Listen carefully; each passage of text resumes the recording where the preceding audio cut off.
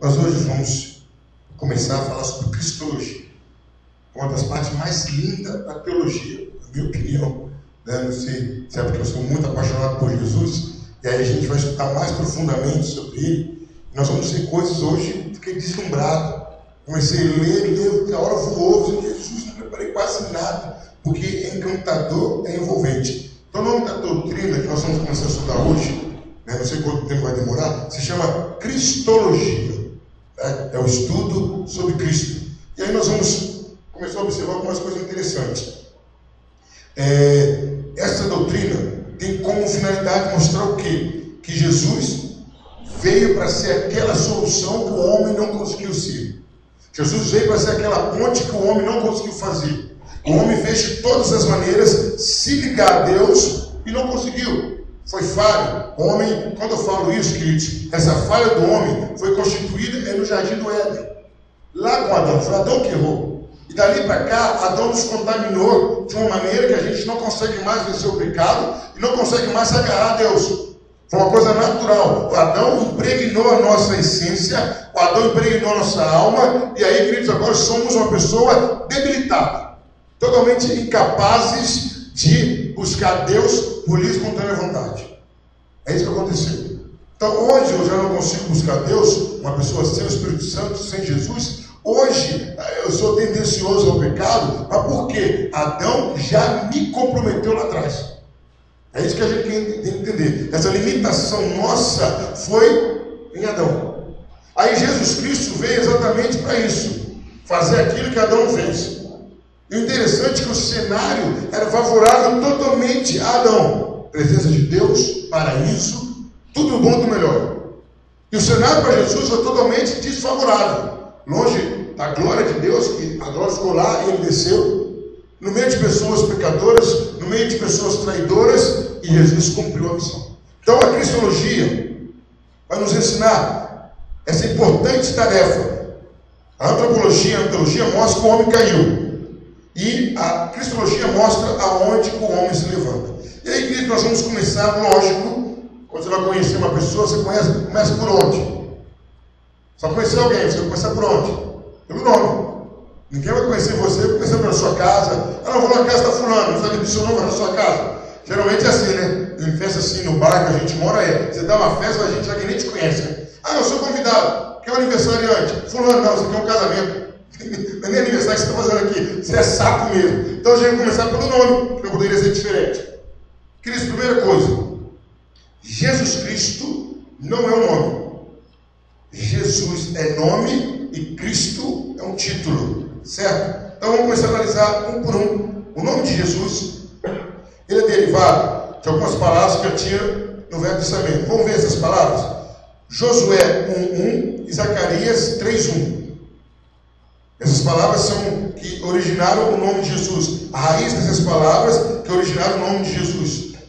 Josué, capítulo 1, versículo 1. E Zacarias 3, versículo 1.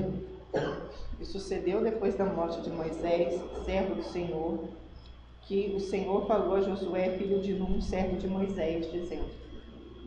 Josué, agora Zacarias 3:1.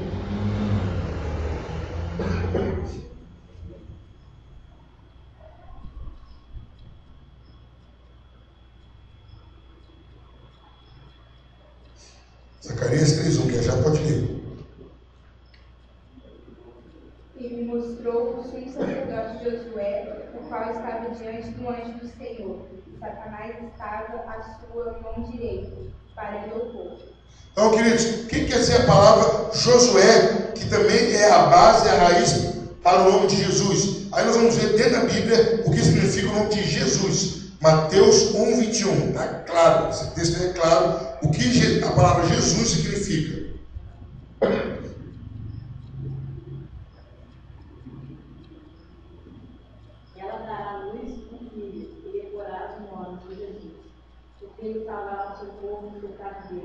Então a palavra Jesus quer dizer Deus é salvação, Salvador, Redentor. O significado da palavra Jesus, simplificando aí, Jesus quer dizer Salvador, é o que salva. Deus é salvação, como o nome de Josué, né? Lá no Velho Testamento seria Jesua, né? Então Jesus, Deus é Salvador. Agora nós vamos ver o significado da palavra Cristo, uma palavra mais conhecida também. O significado da palavra Cristo é o nome oficial do Messias, certo? Então, o que significa Messias? Do verbo machá. O que é machá em hebraico? Ungido. Então, Messias quer dizer o ungido. Então, olha como que pega o peso do nome de Jesus. Então, quem seria Jesus? O Salvador ungido. Então, aconteceram vários salvadores. Pastor? No livro de Juízes, levantavam pessoas para salvar. Mas o Salvador ungido, somente Jesus. Certo? Então, a palavra Cristo é derivado de Messias. A palavra Messias quer dizer ungido. Vamos ver alguns textos que falam sobre isso. Vamos lá. Êxodo 29:7. Lê para a gente, Tamires, por gentileza. Evangelista. Levítico 4:3. Presbítero. Esse aqui é o 9:8. E a Kátia, dá um bem facinho para a Kátia. 1 Samuel 24:10. Êxodo 29:7. Levítico 4:3. Esse aqui é o 9:8. 1 Samuel 24:10. Falando sobre a unção, a pessoa que era ungida. Às vezes que aparece a palavra machá no Velho Testamento. Pode ler? Senhor, por si mesmo que hoje na caverna, o Senhor Deus o entregou a mim. Alguns disseram que eu matasse, mas eu não quis fazer isso. Eu disse que não estaria mesmo com o Senhor. E o Senhor me escolheu para servir. Então o que Davi está falando aí? Saul estava lá na caverna, falaram: olha, mata Saul. Aí Davi, Saul está aí, é só você matar. Ele falou: não, eu não vou levantar um dedo contra o ungido do Senhor, porque não há quem faça isso e continue de pé. Então, queridos, ungido, aí aparece a palavra machado. Agora, Levítico, Êxodo 29:7. E tomarás o azeite da unção e derramarás sobre a sua cabeça, assim o ungirás. Então essa palavra ungirás seria machado, que quer dizer que é onde deriva a palavra Messias. Agora Levítico 4:3. Se o sacerdote ungido pecar para escândalo do povo, oferecerá pelo seu pecado que pecou um novilho sem mancha ao Senhor, por expiação do pecado. Então, um sacerdote ungido. O sacerdote ungido é esse texto aí. Machá, Messias, a origem. Agora, Ezequiel 9:8. Havendo-vos ele matado, e ficando eu de resto, caí convosco em terra, clamei e disse: Senhor Deus, dá-se acaso que destruas todos o restante de Israel, derramando o teu furor sobre Jerusalém? Então, quer dizer, a unção, sempre tem isso. E o texto que nós lemos, queridos, em 1 Samuel 24:10, é que o rei era chamado de ungido de Jeová. E só tem uma referência interessante, né? Só tem uma referência aonde um profeta é ungido. Só uma referência no Velho Testamento. Vamos ver? 1 Reis 19:16. Quem achar pode ler. A única referência aonde fala que o profeta é ungido. Também a Jeú, filho de Nimsi, ungirás reis de Israel. E também a Eliseu, filho de Safate, de Abel Meolá, ungirás profeta em teu lugar. Não quer dizer que os outros profetas não eram ungidos, mas aí fala, tinha que ser ungido. Eliseu, nosso Deus, que era uma máquina. Até o osso do homem tinha poder, até o osso dele, o morto ressuscitou. Aí tem um texto mais claro que fala sobre Jesus. Já comentei esse texto aqui algumas vezes. Eu já vi pregadores bem intencionados se referir esse texto a nós, seres humanos, meros pecadores. Não existe isso. Esse texto, Isaías 61:1, é só referido a Jesus Cristo. Não tem como. Que Deus. Não. Esse aí é exclusivo a Jesus Cristo. Isaías 61, versículo 1. Pode ler. O Espírito do Senhor Jeová está sobre mim, porque o Senhor me ungiu para pregar boas novas aos mansos. Enviou-me a restaurar os conflitos de coração e proclamar liberdade aos cativos e a abertura de prisão aos presos. E queridos, quando fala de óleo, a Bíblia quer dizer que o óleo que derramava na cabeça do rei, o óleo que derramava na cabeça do sacerdote e dos profetas, simbolizava quem? Hoje em dia, o Espírito Santo de Deus. Então, quando derramava o óleo, Tanto é que quando Samuel vai ungir Davi, assim que o óleo cai, o que a narrativa fala? Que ele foi apoderado pelo Espírito Santo de Deus. Então, quando derramava o óleo, significava o quê? Unção do Espírito Santo. Uma coisa interessante, quando se ungia alguém no Velho Testamento, representava a transferência, representava a transferência do Espírito Santo para a pessoa consagrada. Então, vamos supor, isso ainda é. Quando eu consagro alguém, eu estou transferindo algo que eu tinha para aquela pessoa. Uma coisa simples. Vamos dar um exemplo simples. A nossa igreja é assim. Consagração. Por esse dia vai ter consagração. Consagração. Aí vamos consagrar, vamos dar um exemplo. O presbítero do caso é evangelista. Vamos dar um exemplo assim. Um diácono não pode participar da consagração? Ele é diácono. O pastor é inferior? Não, não é que ele é inferior. Se ele não tem unção de evangelista, como que ele vai ungir alguém evangelista? Não tem como. Eu sou pastor. Eu vou ungir alguém a bispo. Pastor, eu não tenho nem unção de bispo. Se eu não tenho, como eu vou passar para alguém? Então a ideia de unção é transferência do Espírito Santo para alguém. Certo? Vamos ver alguns textos comprovando isso. 1 Samuel 10:1, o 6 e o 10. E 1 Samuel, esse aí que eu citei, é bom ler. 1 Samuel 16, 13 e 14. 1 Samuel, capítulo 10, 1, 6 e 10. E 1 Samuel, capítulo 16, o 13 e o 14. Samuel tinha levado consigo um frasco de azeite. Ele derramou o azeite na cabeça de Saul. Beijou-o e disse: O Senhor Deus está ungindo você como chefe do seu povo. O povo de Israel, você o dominará e livrará de todos os seus filhos. Esta é a prova de que Deus o escolheu para ser o chefe do seu povo. Hoje, quando você for embora, encontrará 2 homens perto do túmulo de Raquel, em Zelza, no território da tribo de Benjamim. Eles vão perguntar a você, já foram achados os alimentos que estavam perdidos. Contarão também que agora o seu pai não está mais preocupado com ela, e sim com você. E que ele está dizendo: o que posso fazer para encontrar você?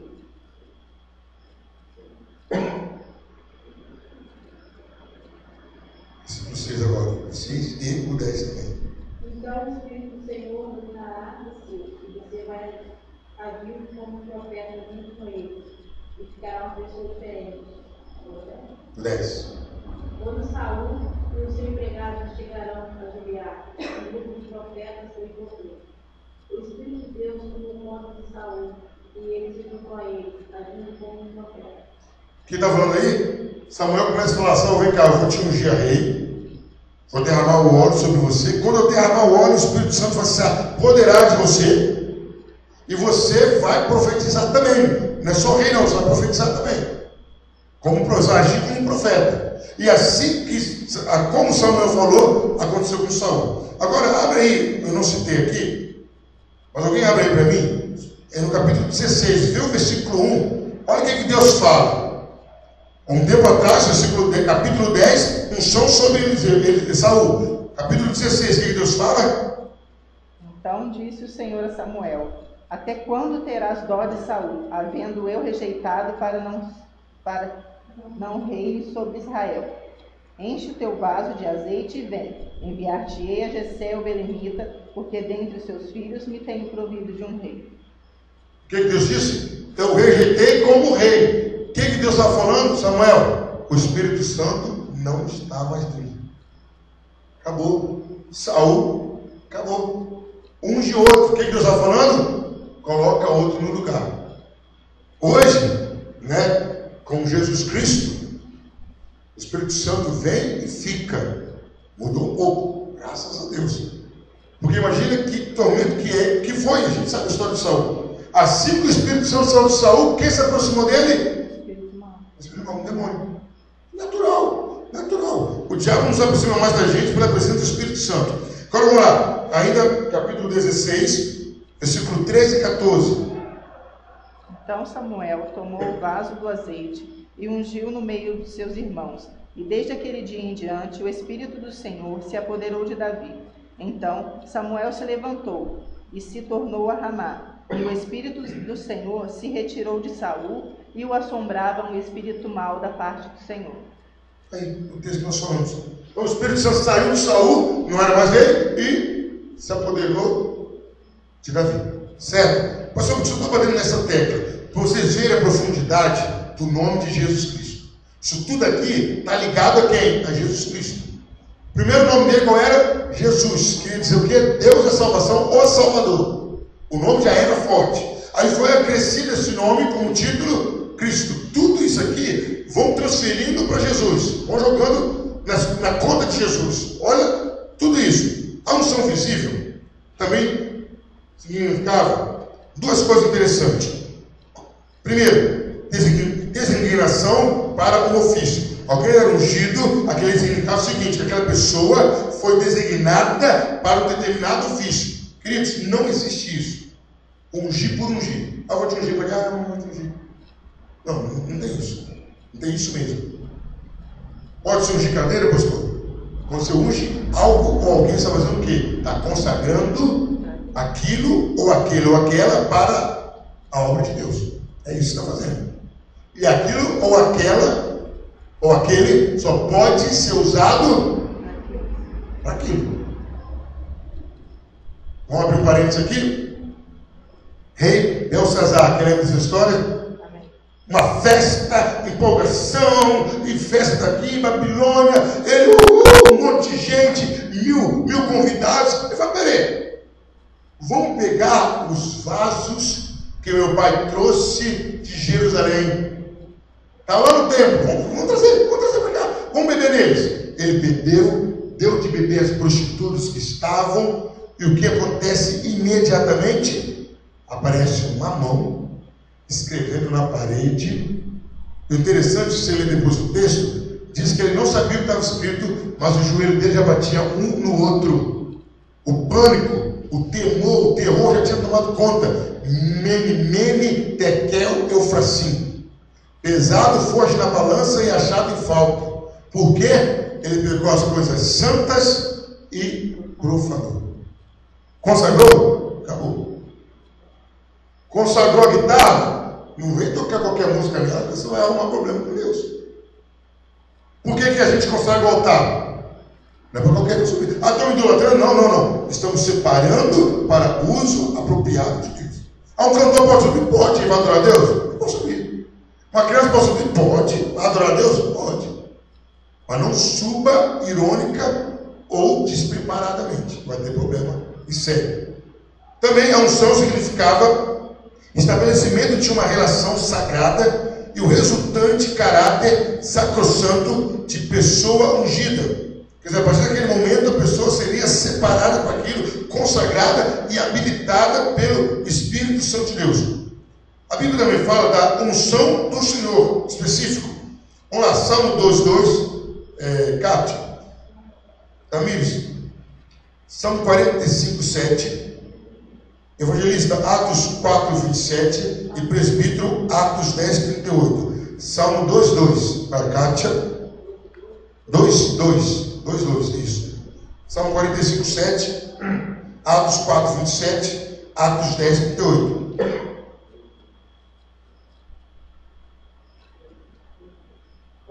Pode. O rei da terra se levanta, os inimigos se conspiram contra o Senhor e contra o seu ungido. Então o que diz aí? Contra o Senhor e contra o seu ungido. Esse seu ungido está se referindo a quem? A Jesus Cristo.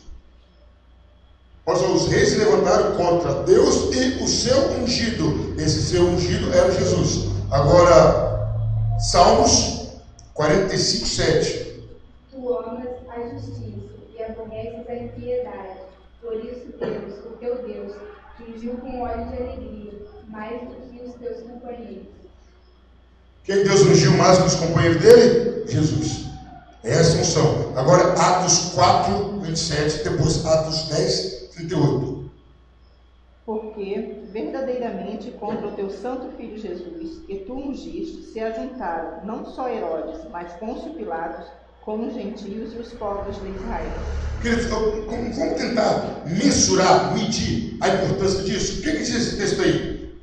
Ao teu santo filho, primeira geração, filho de Deus, que o próprio Deus ungiu. Olha o peso que Jesus tinha. Por isso, queridos, que aqueles judeus que falaram, caia o seu sangue sobre nós e sobre nossos filhos, pagaram pesadamente. Jesus era, nós vamos, talvez, na terça-feira que vem, se Deus permitir, até a tese que eu fiz para eu ser ordenado, para eu passar no seminário, falar sobre os ofícios de Cristo. Jesus Cristo conseguiu reunir o único que fez isso, os 3 ofícios. As 3 unções estavam sobre ele. Então quer dizer, se não pode tocar no mero pastor, não estou diminuindo não, em relação a Jesus estou, no mero pastor, no mero presbítero, numa mera diaconisa, numa mera evangelista, tirar quem tocou no Filho de Deus. Igual Jesus falou, olha, o Filho do Homem vai ser traído por alguém. Mas aí, o que vai ser? Era melhor que ele nem tivesse nascido.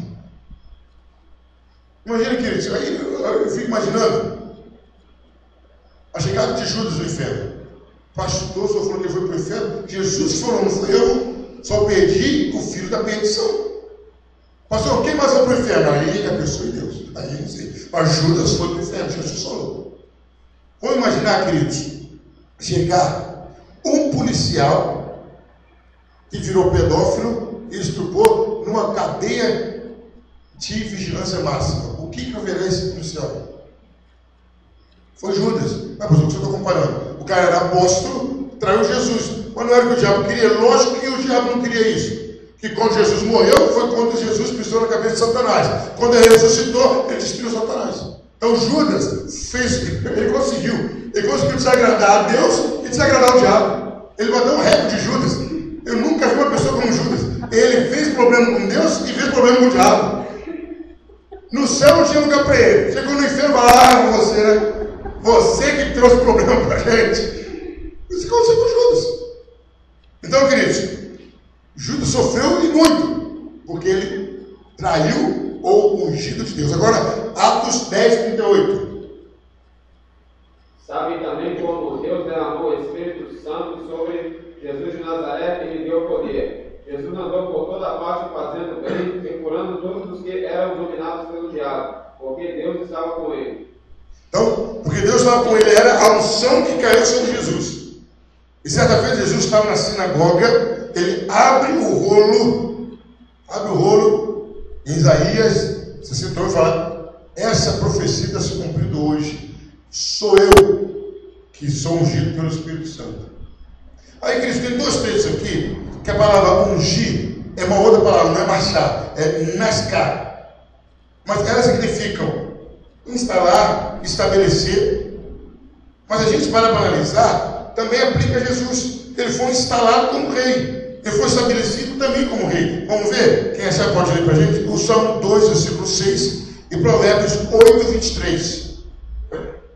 Salmo 2, versículo 6 e Provérbios 8, 23. Eu, porém, constituí o meu rei sobre o santo monte Sião. Essa palavra instituir queria dizer, eu ungi o meu rei no santo monte Sião. É a mesma coisa que a palavra que nós lemos antes. Marchar e Nazaque é a mesma coisa que ungir. Jesus foi instituído rei. Vamos ver agora Provérbios 8, 23. Desde a eternidade fui ungida, desde o princípio, antes do começo da terra. Então, ele foi ungido, quer dizer, ele foi estabelecido antes do princípio da terra. Agora vem uma pergunta interessante, queridos. Interessante, nossa, cristologia eu acho que vai levar o resto do ano, tem tanta coisa nova. Quando foi que Jesus foi? Quais foram as 2 ocasiões que comprovaram que Jesus recebeu o Espírito Santo? Foram 2, pastor. Uma foi no batismo, né? E a outra? A primeira é fácil, né? Não. Descerá sobre ti o anjo falando para Maria, o poder do Altíssimo. E o ente que está em você será cheio do Espírito Santo no nascimento de Jesus. Lucas 1,35, Mateus 3,16. Vamos ler? Vamos lá, Lucas 1,35, quem vai ler? Mateus 3,16, quem? Tem Lucas 3,22, evangelista. E João 1,32. Vamos lá, Lucas 1,35, pode ler. E respondendo o anjo, disse: descerá sobre ti o Espírito Santo, e a virtude do Altíssimo te cobrirá com a sua sombra. pelo que também o santo que de ti há de nascer será chamado filho de Deus. Então descerá sobre ti a virtude. O que quer dizer essa virtude? Não, o que quer dizer a virtude? Quando a mulher tocou em Jesus, que Jesus falou: opa, alguém me tocou, porque de mim saiu virtude, saiu poder. Aí o anjo, filho para Maria, fala: descerá sobre você o poder de Deus, o dinamis, o poder explosivo de Deus, a potência de Deus descerá sobre ti, e o Altíssimo vai te envolver, e quem está em você, o ente querido em você, também será filho de Deus. Certo? Agora vamos lá, próximo texto, Mateus 3,16. Isso. Logo que foi batizado, Jesus saiu da água, o céu se abriu, e Jesus viu o Espírito de Deus descer, como uma pomba, e pousar sobre ele. Isso. Imagina a cena. Vamos imaginar a cena. Imagina a cena. As pessoas iam no deserto a João Batista para ser batizado.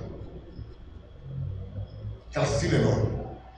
Chega Jesus, João Batista vem de longe e fala: ô primo, mas brincadeira, você vai vir aqui para eu te batizar, eu que preciso ser batizado, vamos fazer isso por enquanto, vamos cumprir a lei, João Batista batiza Jesus, uma honra, nossa, imensurável. Jesus levanta, a Bíblia diz que os céus se abrem. Quando a Bíblia diz que o céu se abre, o que aconteceu, igreja? Esse firmamento, esse pano azul que a gente vê, abriu. E o que foi visto? O céu real. E do céu real desce uma pomba acima das nuvens, acima do firmamento, e ela vem e pousa na cabeça de Jesus. Nada mais, nada menos, o Espírito Santo de Deus. Aí depois vem aquela voz, que trovão, que som de muitas águas: este é meu filho amado, em quem me comprazo. Aí Jesus foi, mais uma vez, confirmado com a unção do Espírito Santo. Então, olha o peso que é Jesus. Por isso que quando você fala o nome de Jesus, os demônios somem mesmo, não tem como. Primeiro, segunda pessoa da Trindade, já é o cara. Segundo, o Filho unigênito de Deus. Outro. Terceiro, ungido pelo próprio Deus com o Espírito Santo. Gente, não tem como não temer e tremer diante desse nome. Fora o que ele fez, que nós vamos ver ao longo desse estudo. Obediência, esvaziou a si mesmo, foi humilde, venceu Satanás, venceu tudo. Então esse nome é acima de todo nome. Vamos lá? Lucas 3:22. E o Espírito Santo desceu sobre ele em forma corpórea, como uma pomba. E ouviu-se uma voz do céu que dizia: Tu és meu filho amado, em ti me tenho comprazido. Então, confirmando o batismo de Jesus, e agora João 1:32.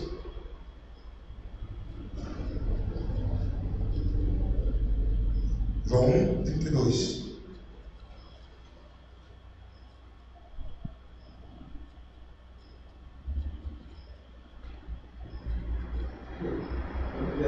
Isso. João continua: eu vi o Espírito descer do céu como uma pomba e parar sobre ele. Então eu vi o Espírito de Deus descer sobre o céu e parar sobre ele. Então, o primeiro nome que nós vimos, Jesus. O segundo nome, Cristo. E agora nós vamos ver um outro nome que Jesus muito cita sobre ele mesmo. Outro título: Filho do Homem. Jesus fala muito Filho do Homem, Filho do Homem, Filho do Homem. Vamos ver onde eles aparecem algumas vezes no Velho Testamento. Salmo 8:4 e Daniel 7:13, onde aparece essa expressão, o Filho do Homem, no Velho Testamento. Em Ezequiel aparece várias vezes, mas vamos citar Salmo 8:4 e Deuteronômio 7:13. Daniel 7:13. Meu homem dele é o filho do homem produzido.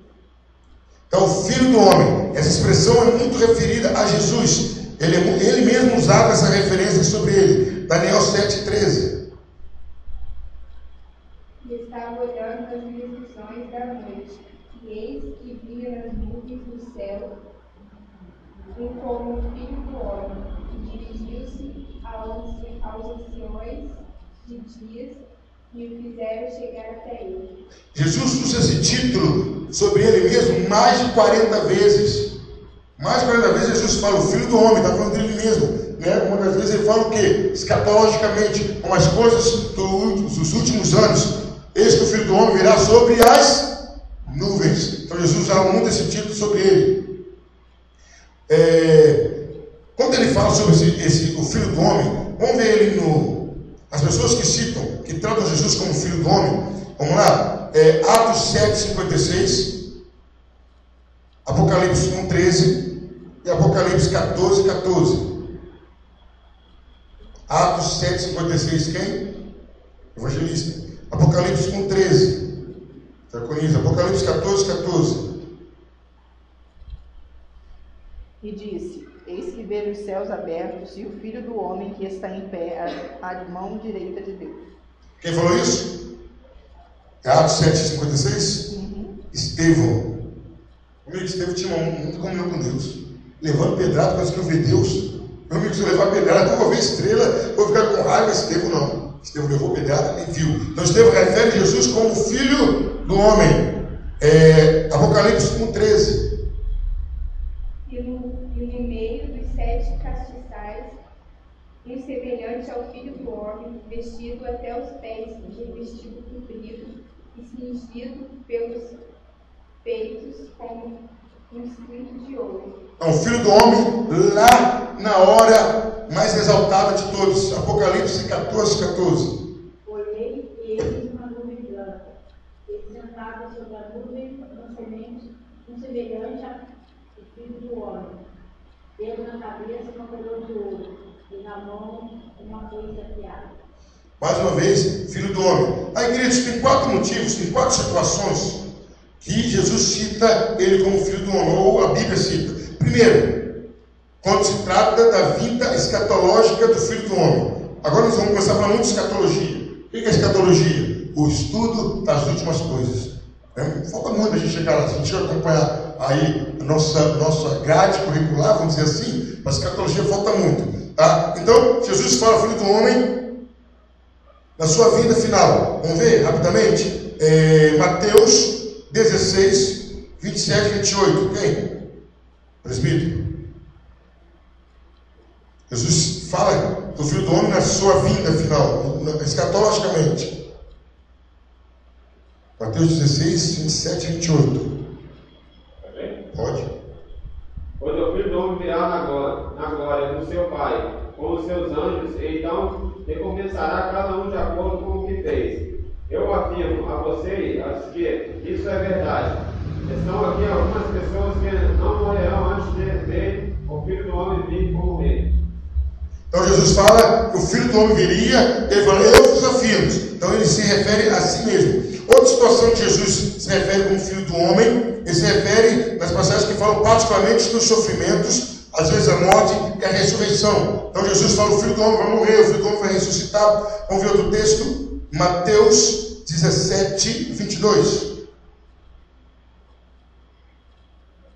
Ora, achando-se eles na Galiléia, disse Jesus: o Filho do Homem será entregue nas mãos dos homens.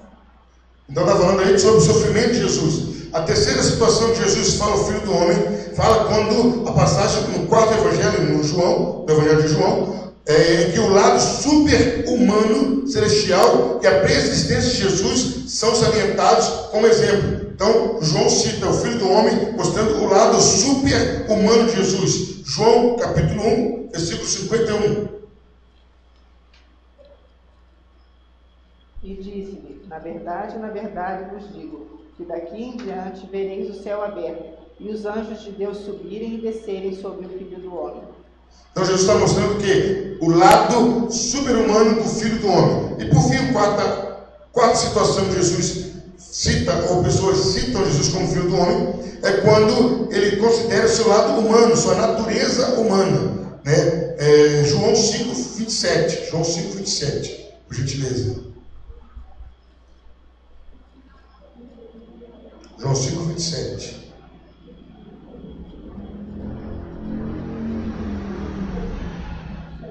Pode? E deu-lhe o poder de exercer o juízo, porque é o Filho do Homem. Estão falando aí sobre o lado da natureza humana. Outro nome muito dado a Jesus, o nome de Filho de Deus, é citado várias vezes no Velho Testamento, no Novo Testamento. Vamos ver no Velho Testamento? E o Filho de Deus, ele é referido a Israel também, não é só a Jesus, a Israel, para a gente começar a ver a ligação que Israel era o modelo do que seria Jesus Cristo, no sentido de separado. Vamos lá, em Êxodo 4, 22.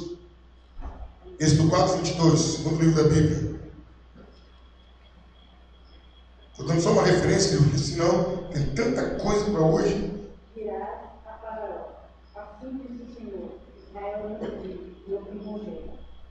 Então, é assim que Deus se referia a Israel. Israel é meu filho, meu primogênito. Deus queria dizer o quê? Ele é meu separado. E esse título é usado a quem? A Jesus. Olha, ele é meu separado, ele é meu ungido. Por isso que às vezes, queridos, muitas profecias do Velho Testamento, as pessoas não entendiam. Quando Deus falou assim, eu resgatei meu filho do Egito, as pessoas só olhavam para Israel. Mas assim que Herodes tentou matar Jesus, para onde Jesus fugiu? Para o Egito. E de lá Deus chama Jesus. Então as pessoas se prendem só a Israel, esquecem que tudo que aconteceu no Velho Testamento estavam apontando para Jesus. Tudo estava apontando para Jesus. Aí nós vamos entender, o Velho Testamento apontava para Jesus. Quem não gosta, quem não entende o Velho Testamento, não tem a menor noção exata de quem é Jesus. Vamos ver, os oficiais de Israel, especialmente ao prometido rei da casa de Davi. Vamos ver 2 Samuel 7,14. Os descendentes de Davi eram chamados de filhos de Deus. Outra situação, os anjos são chamados de filhos de Deus. Leia, diagoniza, Jó 1,6. Outra situação, pessoas piedosas são chamadas de filhos de Deus. Evangelistas, Gênesis 6, versículo 2. Então, os descendentes de Davi, os reis, 2 Samuel 7,14. Queridos, eu estou preocupado, olha só, estou passando agora para a segunda folha, olha o tempo que já foi agora, que a segunda folha está terminando. Eu lhe serei voltado, pois ele será perfeito. Ele é aprendido para chegar o vários homens e conselhos espirituais. Então aí Deus está falando sobre os descendentes de Davi. Fala, Davi, eu serei por pai deles, eles serão meus filhos, eu os castigarei normalmente. Agora, Jó 1,6. Os anjos, às vezes, foram chamados de filhos de Deus. Teve um dia em que os filhos de Deus vieram apresentar-se perante o Senhor. Veio também Satanás por entre eles. Então, esses que foram apresentados diante do Senhor são os anjos. Os anjos foram lá se apresentar. E quem foi no meio dos filhos dos anjos? Satanás. Satanás também era anjo. Então, com elas por elas. Próximo texto, também pessoas piedosas. Gênesis 6, versículo 2. Viram os filhos de Deus que as filhas dos homens eram formosas, e tomaram para si mulheres de todos os que escolheram. Esses filhos de Deus são considerados anjos também. Aí, queridos, nós vamos ver em algumas situações que esse título, Filho do Homem, Filho de Deus, é aplicado a Jesus. Primeiro, no sentido oficial ou messiânico, mas como uma descrição do ofício e da natureza de Cristo. Então Jesus é chamado de Filho de Deus, porque o Messias pode ser chamado de Filho de Deus como herdeiro e representante de Deus. Então o Messias é chamado de Filho de Deus, e Jesus é Filho de Deus por ser Messias, por isso que ele leva esse título. Segundo motivo, porque ele sendo trinitário. O que quer dizer isso? Às vezes o nome é utilizado para indicar a divindade essencial de Cristo. Como tal, ele indica uma filiação pré-existente. Aonde que é essa filiação? Como que é referida a Trindade? Deus Pai, Deus Filho. Então, o segundo motivo que Jesus leva esse título de Filho de Deus, primeiro por ele ser Messias, segundo por ele ser Filho de Deus na Trindade. O terceiro motivo também é no sentido natalício, o que nós já lemos, Lucas 1, versículo 35, como que o anjo fala? E ele será filho de Deus. Então, por um motivo natalino. E o quarto motivo seria no sentido ético-religioso, nesse sentido que o nome Filho de Deus é aplicado aos crentes do Novo Testamento. Vamos ver esse texto? Mateus 17, cada um pode ler um, que é 24, 25, 26 e 27. Mateus 17, 24, 25, 26 e 27. Aí o 24, 25, 26 e 27. Vamos lá? Mateus 17, 24. Tendo eles chegado a Cafarnaum, dirigiram-se a Pedro e se cobravam com o rosto das duas lágrimas e perguntaram: não paga o vosso mestre as duas lágrimas? Paga sim, respondeu Pedro. Depois Pedro entrou em casa, mas antes que falasse alguma coisa, Jesus disse: Simão, o que é que você acha? Quem paga imposto e taxas aos reis deste mundo? São os cidadãos do país ou são os estrangeiros? Disse-lhe Pedro: dos alheios, disse Jesus, logo estão vivos os filhos. Mas, para que os não escandalize, vai ao mar, lança o anzol, tira o primeiro peixe que subir, e abrindo-lhe a boca encontrará um estádio. Toma-o e dá por mim e por ti. Amém. Se alguém entender essa palavra, opa, vamos profetizar. Vai ter muita gente no Rio pescando para achar que isso é um caso especial que Jesus fez. Outro nome que Jesus começa a receber, Senhor. E há 3 motivos que Jesus recebe o título de Senhor. Então, quais foram os 4 primeiros nomes ou títulos que nós vimos hoje sobre Jesus? Salvador. Jesus, né? Primeiro significando Salvador. Depois, Cristo significando Messias ou ungido. Terceiro, Filho do Homem. Depois, Filho de Deus. Agora, nós vamos falar sobre Senhor. E é uma forma tríplice que o Novo Testamento aplica a Jesus. Primeiro, o Novo Testamento chama Jesus de Senhor com uma forma polida e respeitosa de tratamento. Vamos lá? Mateus 8, versículo 2. Alguém lê para mim? Mateus 8, versículo 2. E eis que veio um leproso e o adorou, dizendo: Senhor, se quiseres, pode tornar-me limpo.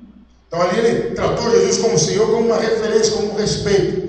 Uma outra forma de tratar Jesus como Senhor, como expressão de posse e autoridade, sem nada implicar quanto ao caráter e autoridade divina de Cristo. Então, algumas pessoas chamaram Jesus de Senhor. O Novo Testamento deu esse título a Jesus porque ele tinha posse e autoridade. Vamos ver Mateus 21, 3 e 24, 42. Mateus 21, 3 e 24, 42.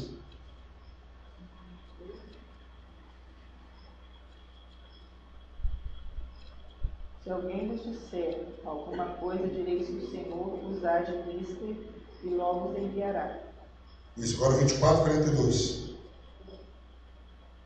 Vigiai, pois porque não sabeis a hora que há de vir o vosso Senhor.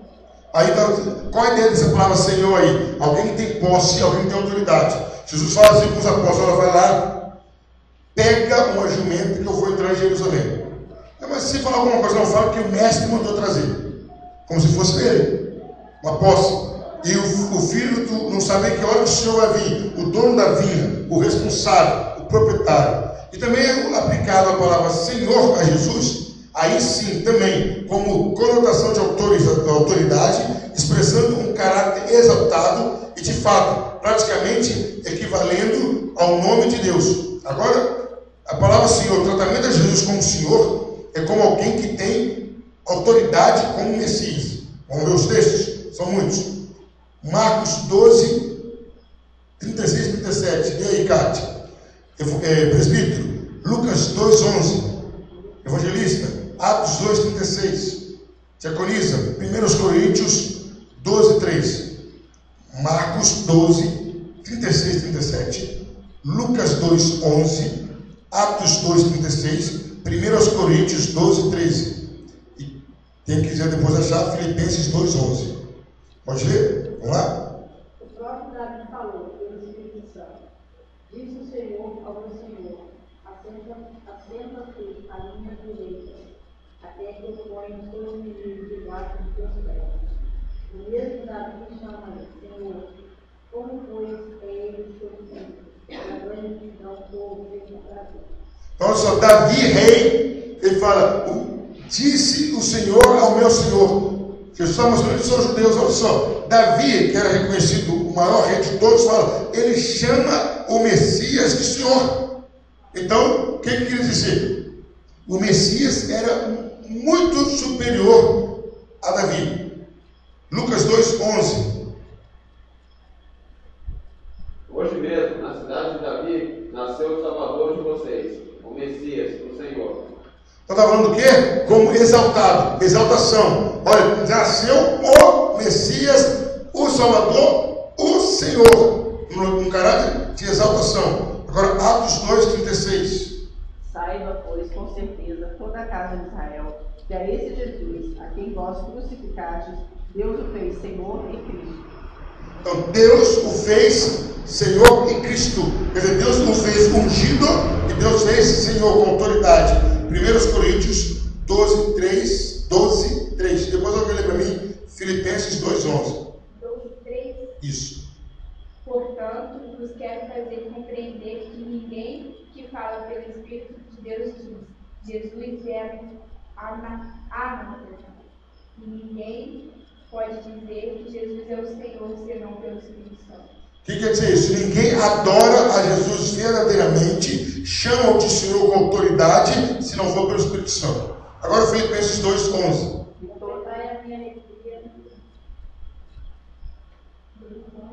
11. E toda a língua confesse que Jesus Cristo é o Senhor, para a glória de Deus Pai.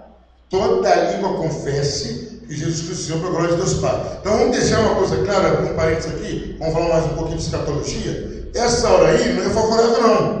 Essa hora aí é aquela hora, vamos imaginar o seguinte, você está desafiando alguém, você não é de nada, não é de nada, que isso, que aquilo, aí o cara, vamos fantasiar aqui, o cara te dá uma coça e puxa uma arma, meu amigo, você chama ele até de bonito, não é porque você acha ele bonito, porque você não tem condições de fazer outra coisa, é isso que vai acontecer, no grande dia, quando todo mundo vê Jesus lá em cima, descendo sobre as nuvens, com todos os anjos, o cara vai olhar assim, era Senhor mesmo. Aí vão se dobrar e vão reconhecer que é Jesus, mas ali já era. Ali. Tem um hino da árvore que fala: quando enfim chegar o dia da vitória do meu rei, quando enfim chegar o dia, pela graça de Jesus eu lá estarei. Aí diz uma parte do hino que a pessoa está ansiosa para quando chegar aquele momento que o ímpio que zombou, que ridicularizou, olhar e falar assim: cara, é ele mesmo. A gente vê isso muito em filme, né? O príncipe ou a pessoa rica se disfarça, né, de uma pessoa pobre e vai lá. Aí é humilhado, é isso. A pessoa descobre quem realmente ele é. Então hoje, tem muita gente aí, Jesus é isso, Jesus é aquilo. Tem gente que tem coragem de falar, se Jesus soltasse hoje na terra, ia ser crucificado de novo. Você é ruim, meu amigo. É ruim de alguém colocar a mão naquele homem. É diferente. Você não conhece a Bíblia. Olha, queridos, agora nós vimos 5 títulos ou nomes de Jesus. Quais foram? Jesus, quer dizer Salvador, Cristo, Messias, ungido, Filho do homem, Filho de Deus e Senhor. Queridos, agora nós vamos entrar sobre as naturezas de Cristo. Queridos, é uma coisa aparentemente simples, mas é de uma profundidade e de uma complexidade monstruosa. Tudo bem. Primeira coisa, queridos, nós vamos ver algumas provas bíblicas sobre a natureza de Jesus, certo? As provas são tão abundantes que todos os que aceitam a Bíblia como infalível, palavra de Deus, não podem ter qualquer dúvida sobre este ponto. Então vamos lá, o que quer dizer isso? Jesus é uma pessoa, é bem parecido com o mistério da Trindade. Jesus é uma pessoa que tem 2 naturezas. E essas 2 naturezas, uma não se sobressai a outra e uma não anula a outra. Jesus é 100% Deus e Jesus é 100% homem. Como aconteceu isso? Jesus não herdou de Adão a natureza de Adão. Qual era a natureza de Adão? Pecaminosa. Quem gerou Jesus? O Espírito Santo. Então, em Jesus, uma pessoa tem 2 naturezas, a divina e a humana. Ele é 100% Deus, 100% homem. Pastor, mas você está repetindo, porque eu já fui dar estudo e perguntei, eu nem perguntei hoje, Jesus é quem? Mais homem? Não, Jesus é só Deus. Não, é só. Não, é 50% homem e 50% Deus. Jesus não é Minotauro. Minotauro vai ser metade cavalo, metade não. Jesus, ele é 100% Deus e 100% homem. Aí nós vamos descobrir aqui que há momentos que a natureza divina sobressai. E há momentos que a natureza humana ela é limitada. Como assim? Antes de Jesus morrer, ele atravessava a parede? Não. Ele estava em todos os lugares ao mesmo tempo? Ele saía voando? Não. Ele tinha que atravessar, ele fazia o quê? Pegava o barco, tinha que atravessar o mar, pegava o barco e atravessava. Ele, como Deus, precisava disso? Não. Mas ele, na natureza humana, ele estava limitado pelo corpo humano.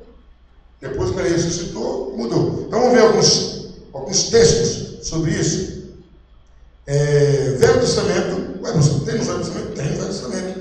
No Velho Testamento mostra algumas partes dessas duas naturezas do Messias.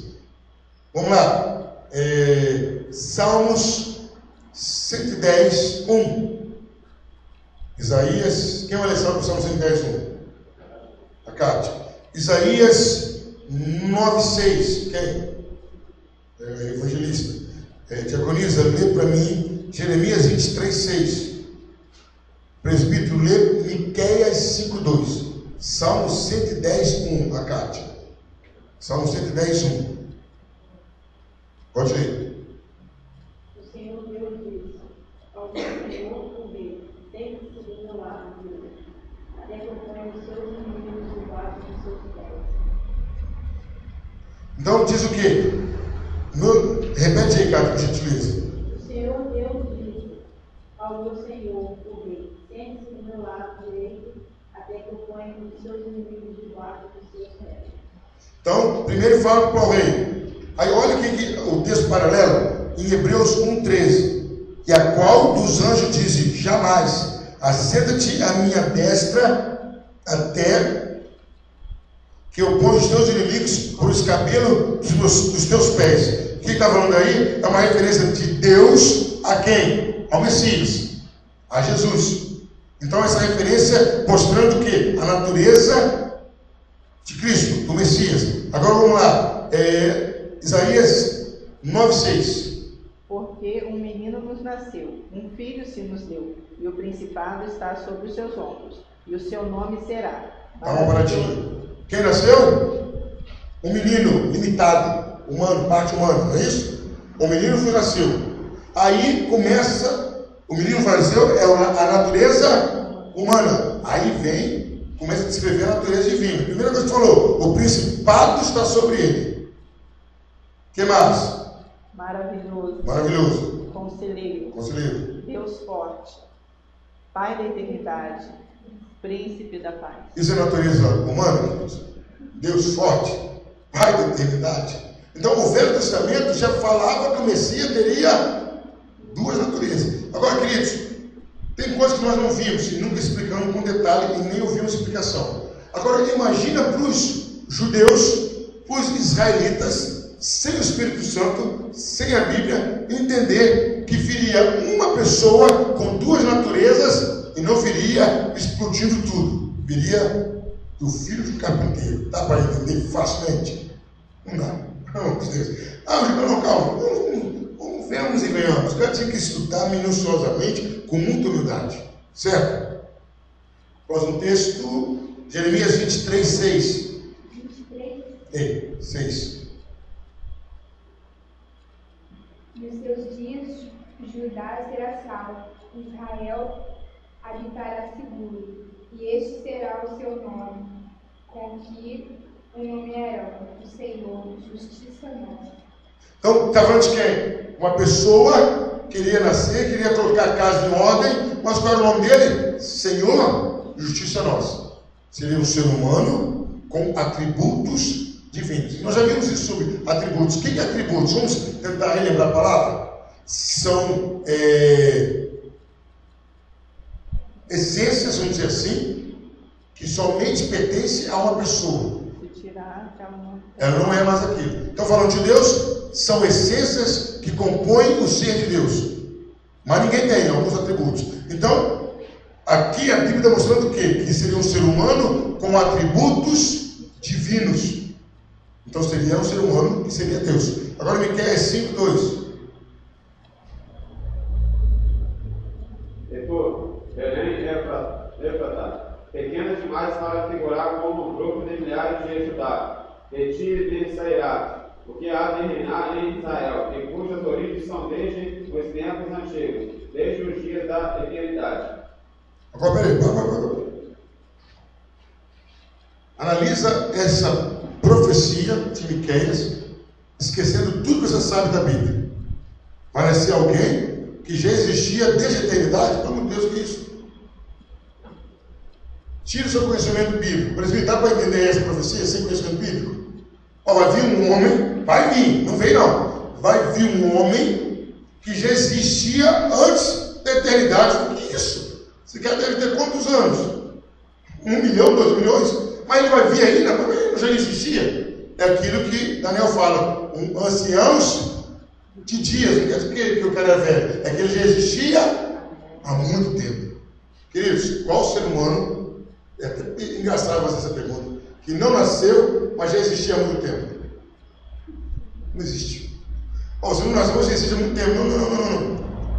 Então, está se referindo que o próprio profeta está me mostrando que o Messias teria duas naturezas, a humana e a divina. Por isso que fala que o evangelho é coisa de doido. Coisa de doido. E, se Deus permitir, nós vamos estar comprando a revista, mostrando o evangelho começou a ser pregado aonde? Lá em Gênesis. Tem muita gente que fala, o evangelho começou depois de Jesus. Para. Quem fala isso para você falar, meu negócio de Bíblia, só serve para carregar, você não entende Bíblia. Porque a palavra evangélica dizia o quê? Boas novas. Aonde foram as primeiras boas novas? No jardim do Éden. Ela vai ferir o calcanhar e será ferida mortalmente na cabeça. Ali começou as boas novas. Vamos lá, vamos voltar aqui. Também João, o apóstolo João, o apóstolo Paulo, falam da divindade de Cristo abertamente. Vamos ver João 1,14. Leia para a gente, Kátia. João 1,14. Vamos ver também o apóstolo Paulo. O apóstolo Paulo é brilhante, né? Um homem muito inspirado por Deus. O Verbo se fez carne e habitou entre nós, cheio de graça e de verdade. Ouvimos a sua glória, glória do unigênito do Pai. Aí até aí tudo bem. O Verbo se fez carne, habitou entre nós. O ser humano. Agora, o Cássio, lê João 1:1. Quem era o Verbo? Olha quem era o Verbo. O princípio era o Verbo, e o Verbo estava com Deus, e o Verbo era Deus. Opa, não tem como você correr. O Verbo estava no princípio, estava com Deus e era Deus. E esse Verbo se fez carne. Duas naturezas escrachadas. E queridos, com isso tudo de texto, tem gente ainda que quer falar que Jesus Cristo só era Deus ou só era homem. Não tem como. O cara tem que rasgar. Às vezes alguém fala uma besteira, então rasga essa parte da Bíblia. Se alguém negar a divindade de Jesus, tem que falar o quê? Pô, queima a Bíblia. Rasga a Bíblia toda. Se eu falar que Jesus não era Deus e homem, pega e detona a Bíblia. E tem seitas que pregam isso de porta em porta. Tem seita que pregam isso de porta. Não, ele não é filho de Deus, não. Ele era um anjo. Jesus é filho de Deus, ponto final. Sem ele, sem medo. Vamos ver. Romanos 1,7, evangelista. 1 Coríntios 1, de 1 a 3, diaconiza. Presbítero, já você correr atrás de 2 aí. 2 Coríntios 5,10 e Gálatas 2,20. Vamos lá, Romanos 1,7. A todos os que estáis em Roma, amados de Deus, chamados santos, graça e paz de Deus nosso Pai e do Senhor Jesus Cristo. E do Senhor Jesus Cristo. Quer dizer, o que Paulo está falando aí? Paulo está colocando Jesus no mesmo pé de igualdade que Deus. No mesmo pé. Não tem essa diferença. Agora, 1 Coríntios 1, de 1 a 3. Evangelista, procura depois Romanos 9, 5. 1 Coríntios 1, de 1 a 3. Paulo e o irmão Sóstenes, a igreja de Deus que está em Coríntio, aos santificados em Cristo Jesus, chamados santos, com todos os que em todo lugar invocam o nome de nosso Senhor Jesus Cristo, Senhor deles e nós. Graça e paz da parte de Deus nosso Pai e do Senhor Jesus Cristo. Então, colocou Jesus no pé de igualdade. Santificados em Jesus Cristo. Agora vamos lá. 2 Coríntios 5:10.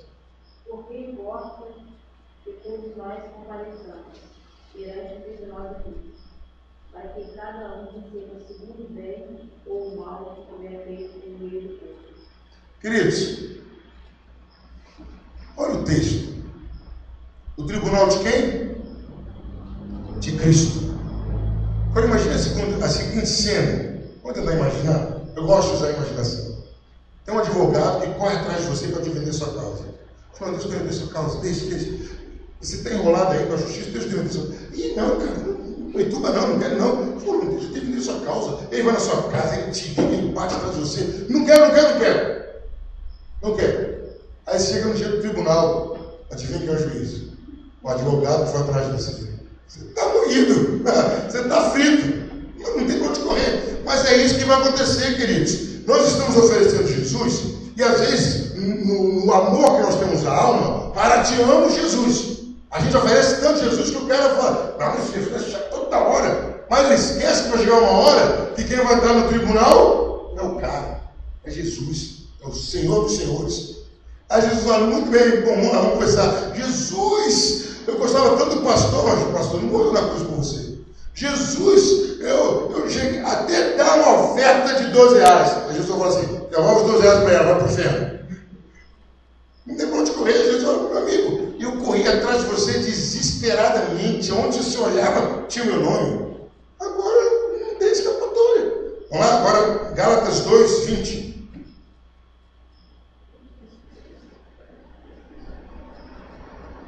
Assim já não sou eu que vivo, mas Cristo é que vive em mim.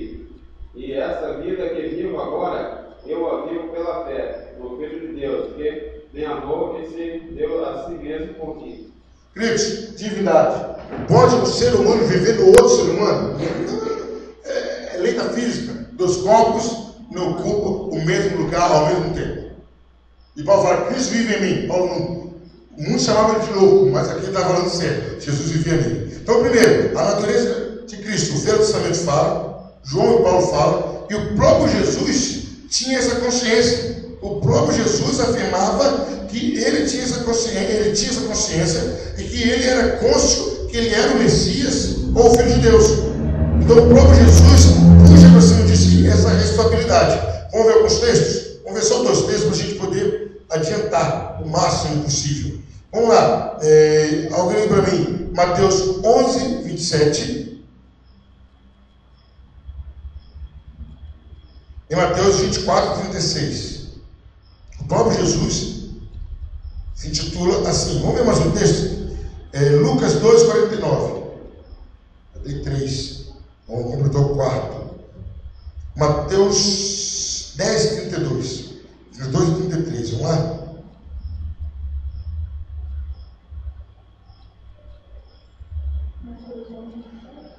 Isso. Outras coisas me foram entregues por meu Pai. Ninguém conhece o Filho senão o Pai. Ninguém conhece o Pai senão o Filho. E aquele a quem o Filho o quiser revelar. Isso. Próximo texto. Mateus. Perdi aqui. Mateus 24:36.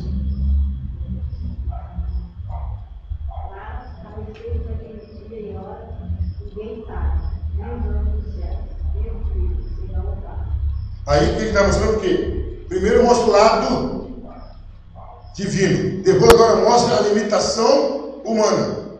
Nem o Filho sabia quando ele ia voltar. Mas observem que depois que Jesus ressuscita, os apóstolos perguntam para ele, em Atos. Lembra desse texto? Será agora que você vai restaurar o tempo? Qual é a resposta de Jesus? Não vos compete. Não interessa, vai trabalhar, vai evangelizar. Depois de ressurreto, Jesus sabia quando ele ia voltar. Sabia. Antes ele falou, não, meu filho não sabe. Porque ele ainda estava limitado pela natureza humana. Quando Jesus morre e ressuscita, ele atravessa a parede, ele come, ele faz tudo. E aí, quando pergunta, agora que vai restaurar o reino de Israel, ele fala, não vos compete. Jesus já não sabia? Eu podia falar, mas eu já não falei que o filho do homem não sabe? Mas ali é diferente, ali Jesus já tinha ido no inferno, tinha ido no céu e voltou para mostrar que ele era, certo? Próximo texto, Lucas 2, 49. Pode ler. E ele lhes disse, por que é que me procurais? Não sabeis que me convém tratar dos negócios de meu Pai? Então Jesus começa a chamar Deus de meu Pai. Quando Jesus aí faz algumas orações, eu acho que até em Lázaro, João 11, tenho certeza, que ele fala, Pai, eu quero que o Senhor me ouça e ele fala, mas eu sei que o Senhor sempre me ouve. É isso que ele fala, eu sei que o Senhor sempre me ouve. Outra prova disso é a oração dominical. Como que ele começa? Pai nosso. Ele começa a chamar para o lado dele, Pai nosso que está no céu. Queridos, tem um assunto aqui que ele é extenso. Se eu começar vai ser complicado parar, faltam uns 5 minutinhos. Mas vamos só pincelar. Provas bíblicas da verdadeira humanidade de Cristo. Há pessoas que insistem em negar que Jesus veio como homem. Aí é uma dica, queridos. Quando você for lidar com o demônio, você já deve ter ouvido isso. Se não ouviu, vai ouvir a primeira vez. Você está em dúvida. O cara está lá, não sabe se é demônio, se é Espírito Santo, não vê o discernimento. É simples. Qual é o segredo? Você chega o cidadão e pergunta para eles, simples, isso é um versículo bíblico, eu vou achar e dar para vocês lerem. Pergunta para eles o seguinte, Jesus Cristo veio em carne ou em espírito? Meus queridos, se tiver endemoniado, ele vai berrar, veio em espírito.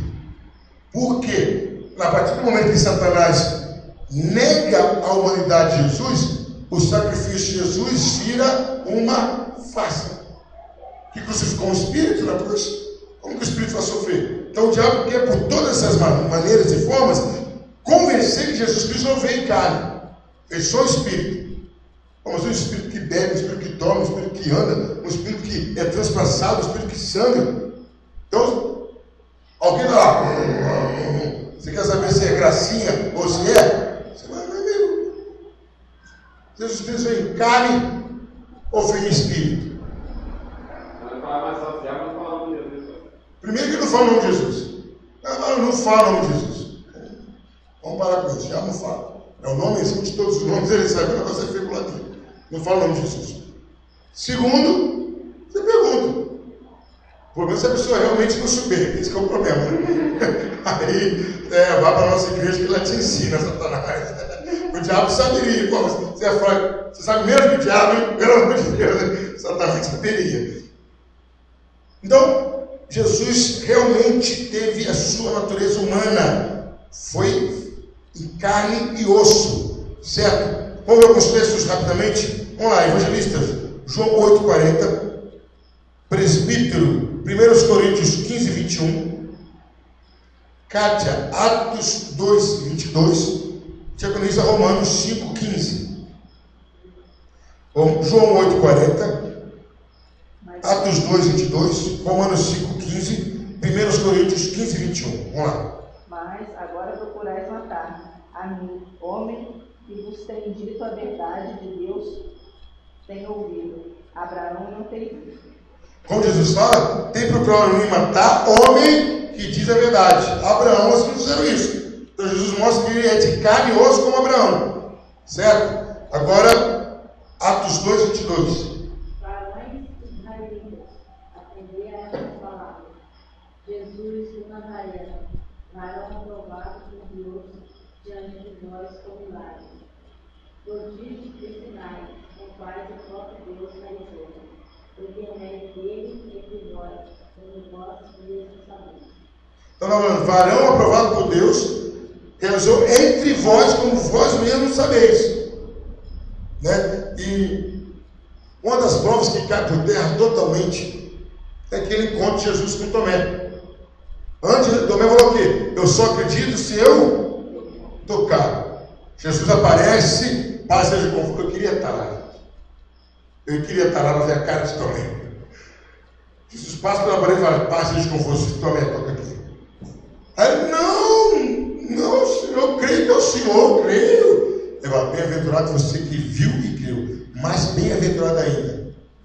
Vocês não viram. Eu e você somos mais felizes que também. Amém. Vamos lá para o próximo texto? É Romanos 5,15.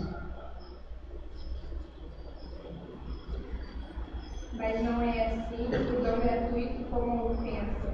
Porque se pela ofensa de um morreram muitos, muito mais a graça de Deus e o dom pela graça, que é de um só homem, Jesus Cristo, abundou sobre nós. De um só homem. Essa palavra é literalmente homem. Pessoa de carne e osso, sexo masculino. 1 Coríntios 15, 21. Porque assim por meio de um homem tem a morte, assim também por meio de um homem veio a ressurreição. Então, por meio de um homem veio a morte, por meio de outro homem veio a ressurreição. Adão representava humanamente a humanidade. Jesus também representou humanamente a humanidade. E queridos, só para a gente fechar esse bloco sobre verdadeiramente a humanidade de Cristo, nós semana que vem vamos comentar mais um pouco. Abra sua Bíblia em 1 Timóteo 3,16 e 1 João 4,2. 1 Timóteo 3,16, 1 João 4,2, para quem ficar sem ler, Mateus 26, 28 e João 11, 13. Cada um lê um texto para a gente encerrar por hoje. Então vamos lá, é 1 Timóteo 3,16 e 1 de João 4,2. Sem dúvida alguma, grande é o mistério da piedade. Aquele que se manifestou em carne, foi justificado em espírito, visto dos anjos, pregado aos gentios, crido no mundo e recebido acima na glória. Pronto, acabou. Tinha que ser Paulo, né? Aquele que foi manifestado na carne. Acabou. Jesus realmente teve a sua humanidade. Agora, 1 de João 4,2. Nisto conhecereis o Espírito de Deus. Todo espírito que confessa que Jesus Cristo veio em carne é de Deus. É esse versículo aí, pode marcar. Todo espírito que confessa Jesus veio em carne é de Deus. Então está lá o cara rosnando. Não sabe se é gracinha ou se é demônio. Pergunta para ele. Mas ele sabe, né? Pergunta para ele. Se ele rosnar e falar é espírito, não é espírito de Deus. Mete fogo nele. Tá? Não amarra, não, você vai gastar corda 12. Mete fogo, manda ele embora de uma vez. Ele vai lá, meu Deus, que cara, manda ele embora. Acabou. Depois vai voltar outra mais forte mesmo, então já não gasta energia com isso. Mateus 26 e 28. Hein? Achou? Mateus 26 e 28. 26 e 28. Depois João 11, 33. Pode ler. Jesus, pois, quando a viu chorar, e também chorando os judeus que com ela vinham, moveu-se muito em espírito e perturbou-se. O que é isso aí? Emoção. Jesus teve emoção. Jesus se entristeceu, Jesus chorou. Outro exemplo clássico deve ser até esse de Mateus 26. Getsemane. A angústia apavorante de Jesus. Angústia. A mulher que já teve filho de parto normal, quando ela engravida, não é que ela não quer que o filho venha, porque ela já sabe como que é chato quente. Meu Deus do céu. Jesus, ela já sabe como que é. Aí Jesus não imaginava, Jesus já estava sentindo o que ele ia sentir na carne e a opressão do pecado. Vamos lá então, Mateus 26, o versículo 26 e 28 e 38. Pode ler. 26, 28 e 38. Enquanto comiam, tomou Jesus o pão e, abençoando-o, o partiu e deu aos discípulos, dizendo: tomai e comei, isto é o meu corpo. Pode ler o 28 também. Porque isto é o meu sangue, o sangue da nova aliança, derramado em favor do mundo, para a remissão de pecados. Já viu o fundador da Igreja Nova Aliança? Jesus, viu? Sangue da Nova Aliança. Né? Amém. Aí, queridos, só para terminar, porque esse texto aqui vai falar forte. Vamos ver se eu consigo ver aqui. Pastor, faltou o versículo 38. Lê o 38 para mim, por gentileza. Então lhes disse: estará comigo. A minha alma. Jesus declarou que tem uma alma e ela está triste. Então, mostra toda a humanidade de Jesus. Para terminar, que aqui a Tita falou, Hebreus 5:7 ou Hebreus 3:7. Não sei se é 5:7 ou 3:7. Vê aí as experiências que Jesus teve como ser humano, mostrando a sua humanidade. Pode ler. Qual nos dias da sua carne, oferecendo com grande clamor e lágrimas, orações e súplicas ao que o podia livrar da morte, foi ouvido quanto ao Senhor. Então, oferecer orações com clamor e súplica, com tristeza, com dor. Então, experiência humana. E diz ainda em Hebreus, o texto aqui não está aqui, que ele foi tentado como nós somos tentados. Ele teve as paixões da carne. Não pensa, queridos, já vi essa pergunta uma vez aqui, só para a gente encerrar, que está tendo o assunto. Vou perguntar para cada um que está aqui. Quem presta atenção no que tem memória boa vai lembrar da resposta. Jesus no deserto, frente a frente, tete a tete, face a face com Satanás, levado pelo Espírito Santo. Ele poderia ter caído na tentação? Sim ou não? Sua opinião.